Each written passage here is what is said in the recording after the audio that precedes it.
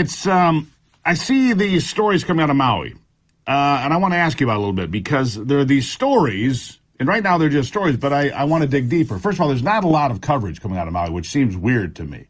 If this had happened anywhere in the heart of the country, there'd be cameras there 24 hours a day talking about the disaster. But a lot of these houses that burned in that firestorm here, 10 days ago or whatever, were owned by natives, didn't have insurance or not enough insurance. So now all these corporations are coming in. Oh, look, we can build resorts.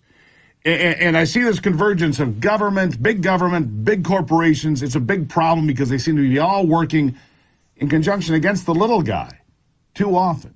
Am I wrong here? Well, I think you've got two different phases here. You've got the lack of demonstrated concern by the White House, the media for what initially happened in Maui. Like you said, 1,000 people missing. You know, our little place in Florida went through the hurricane, and there was a tremendous amount of attention to what happened in Fort Myers and Bonita Springs, Naples, and those kinds of things. And that attention played out. The governor, DeSantis, and all that type of an attention.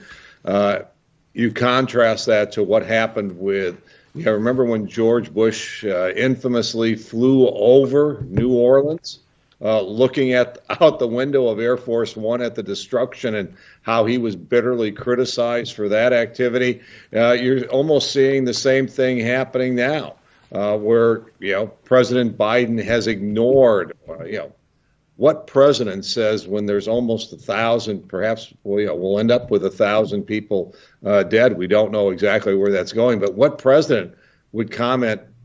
No comment on this. So you've got that going on, and now you've got the second thing where our developers swooping in, as a state of Hawaii looking at saying, wow, this is a huge opportunity now for economic development. There was no way to ever get hold of this land before, but now maybe the opportunity to open up all this property to condo luxury development. All too convenient, isn't it? All too convenient. Now it's a perfect storm.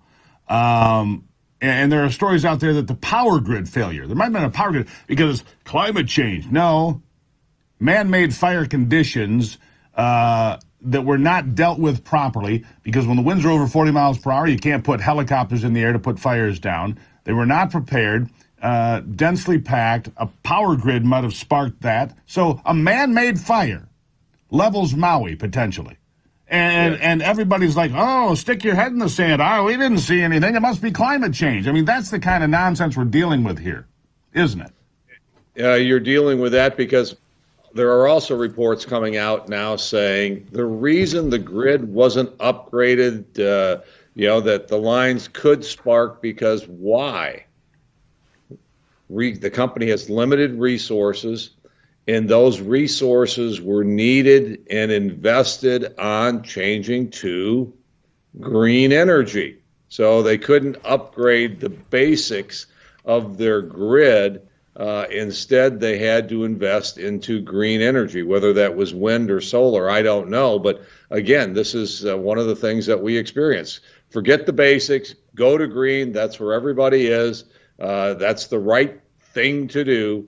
And now we have these types of disasters, and the governor said it was amplified by climate change. Nonsense.